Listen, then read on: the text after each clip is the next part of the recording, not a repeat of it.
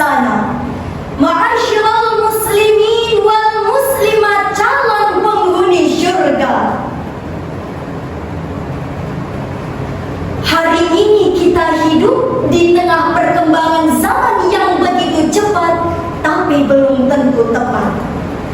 Teknologi berkembang secara pesat, media sosial menjadi tempat berpusat, bahkan budaya asing dengan mudahnya masuk ke dalam kehidupan tanpa terhambat. Menurut laporan We Are Social tahun 2025, pengguna media sosial di Indonesia mencapai lebih dari 143 juta jiwa. Ironisnya, kemajuan tersebut tidak selalu diimbangi dengan moral dan budaya. Sebagai bukti nyatanya, tahun 2025 di bulan Februari, tepatnya di Makassar, Sulawesi Selatan, masyarakat dihebohkan dengan viralnya sebuah foto yang memodifikasi pakaian adat Bugis Makassar menjadi rok mini saat sesi pemotretan. Hal tersebut menuai komentar dari para tokoh adat dan budayawan karena dianggap mencoreng nilai filosofis pakaian adat yang selama ini dijunjung tinggi oleh masyarakat setempat. Tak sampai di situ saja hadirin, maraknya tawuran antar pelajar di berbagai kota besar, budaya sopan santun yang perlahan mulai memudar. Anak muda hari ini lebih bangga mengikuti budaya luar dibandingkan melestarikan budaya lokal. Bahasa daerah mulai ditinggalkan, budaya gotong royong mulai dilupakan, rasa hormat kepada orang tua terkikis secara perlahan. Bahkan gaya hidup digital semakin bebas tak karuan. Sungguh sangat disayangkan. Namun sebaliknya, ada pula fenomena yang patut kita banggakan.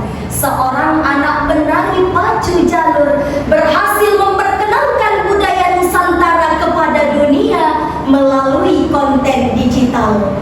Fenomena inilah yang membuktikan bahwa budaya akan menjadi kemuliaan apabila dijaga dengan nilai dan adab, namun akan kehilangan makna apabila dipermainkan demi popularitas semata. Karena sesungguhnya Islam hadir bukan untuk menghapus budaya, melainkan meluruskan dan memuliakannya. Berangkat dari kegelisahan inilah terpanggil hati kami untuk menyampaikan syarah Al-Quran dengan judul Islam dan Kearifan Lokal sebagai penjaga identitas bangsa. Sebagai pijakan awal, marilah kita dengarkan firman Allah di dalam Al-Quran surah Al-Hujurat ayat 13 berikut ini.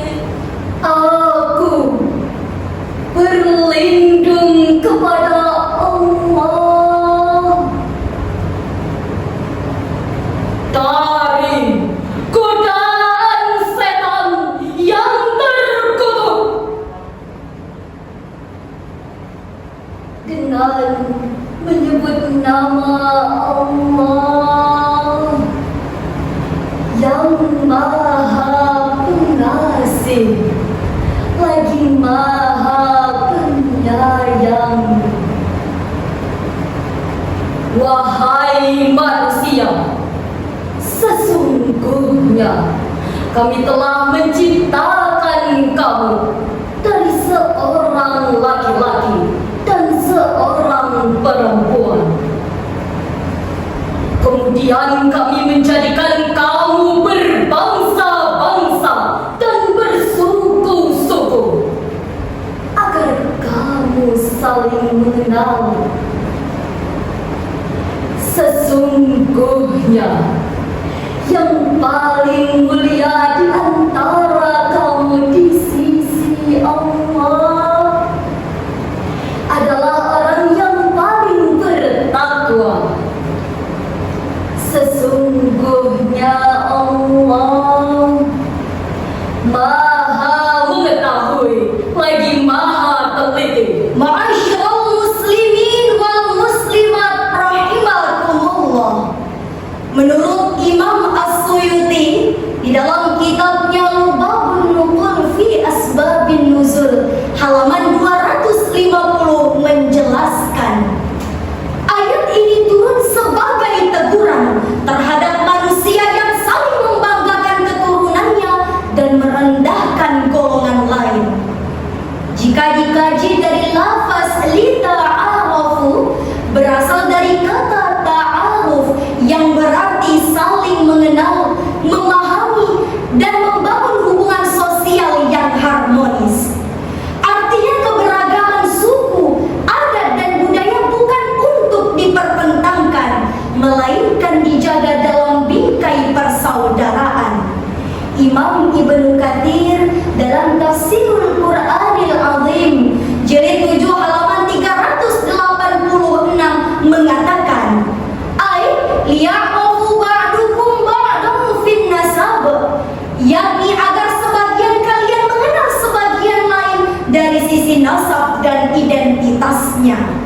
Hadirin rahimakumullah, senada dengan hal tersebut, Profesor Dr. Wahbah Az-Zuhaili di dalam kitabnya Al-Munir jilid 13 halaman 278 menjelaskan bahwa keberagaman budaya merupakan sunnatullah yang mengandung hikmah sosial dan kemaslahatan kehidupan manusia. Demikianlah hadirin, Islam tidak pernah memusuhi budaya. Islam justru hadir menjadi cahaya. Tradisi yang baik dijaga, adat yang luhur dipelihara, sedangkan kebiasaan yang bertentangan dengan syariat diperbaiki dengan hikmah dan kebijaksanaan. Hal inilah yang dahulu dilakukan oleh para ulama dan wali songo ketika menyebarkan Islam di Nusantara. Mereka tidak berdakwah dengan cacian dan kekerasan, tapi melalui pendekatan budaya, seni, bahasa, dan adat masyarakat. Wayang dijadikan sebagai media dakwah, syair dijadikan pengingat ibadah, dan budaya dijadikan jembatan menuju hidayah. Sebagaimana kaidah usul fikih mengatakan, al-muhafazatu 'alal qadimis shalih wal akhdhu bil jadidil aslah, menjaga tradisi yang lama yang baik dan mengambil hal baru yang lebih baik. Namun hadirin, hari ini generasi muda mulai tercerabut dari akar budayanya sendiri. Mereka lebih bangga mengikuti budaya luar dibandingkan budaya negeri, lebih mengenal idol luar negeri dibandingkan pahlawan bangsanya sendiri. Bahkan tidak sedikit yang malu menggunakan bahasa daerah karena dianggap tidak gengsi.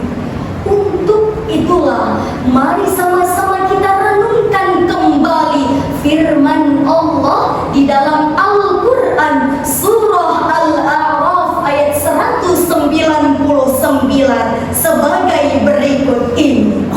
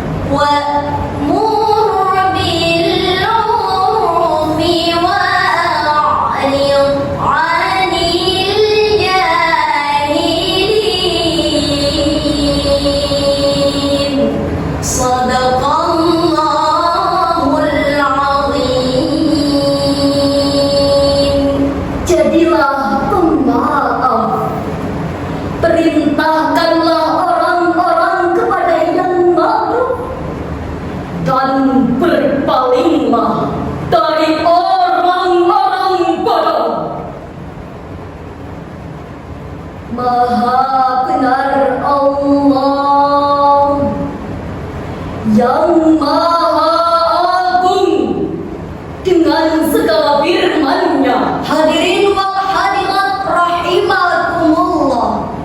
Jika ditinjau dari lafaz al-urfi, berasal dari kata arafa yang berarti segala sesuatu yang dikenal baik oleh agama, akal, dan adat masyarakat. Hadirin rahimakumullah, menurut Imam Al-Qurtubi di dalam Al-Jami' li Ahkamil Quran jilid 7 halaman 345 menjelaskan bahwa makna wa'mur bil urfi adalah memerintahkan segala bentuk kebaikan yang diakui oleh syariat dan diterima baik oleh masyarakat. Sedangkan Syekh Muhammad Ali As-Sabuni di dalam Safwatut Tafasir jilid 1 halaman 445 menjelaskan bahwa Islam sangat memperhatikan nilai sosial dan tradisi yang membawa kemaslahatan bagi kehidupan manusia. Sebagaimana ungkapan Kiai Haji Abdurrahman Wahid bahwa Islam datang bukan untuk menghapus budaya, tapi menjadikan budaya memiliki arah dan nilai. Dengan demikian hadirin sekalian, agama dan budaya bukan untuk dipertentangkan, sebab budaya tanpa agama akan kehilangan arah, dan agama tanpa kearifan akan kehilangan kelembutan dalam dakwahnya. Sebagaimana senandung syair berikut ini. Wahai pemuda harapan bangsa, jangan terlena arus dunia. Budaya santun warisan kita, mari dijaga ya ya, mari dijaga. Islam hadir bawa cahaya Tuhan, oi, bukan menghapus adat budaya,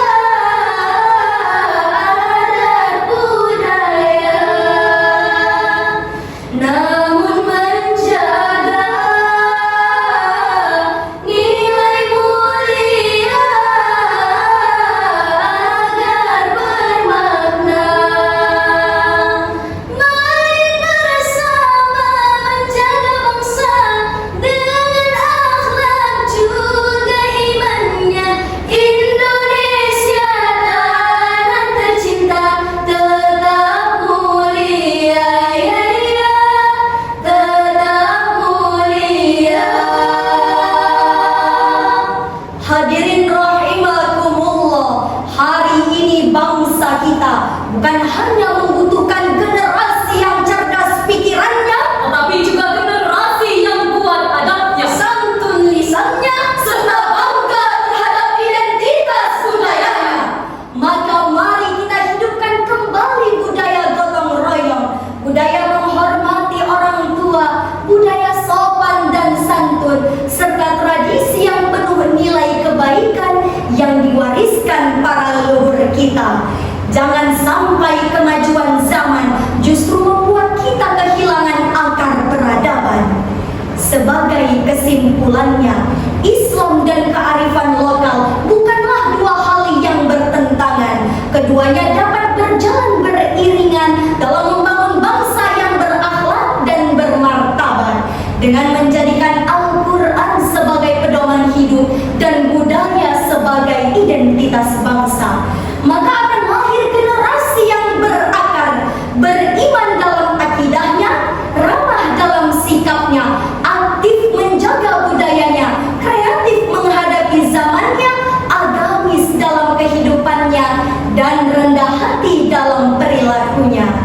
Mudah-mudahan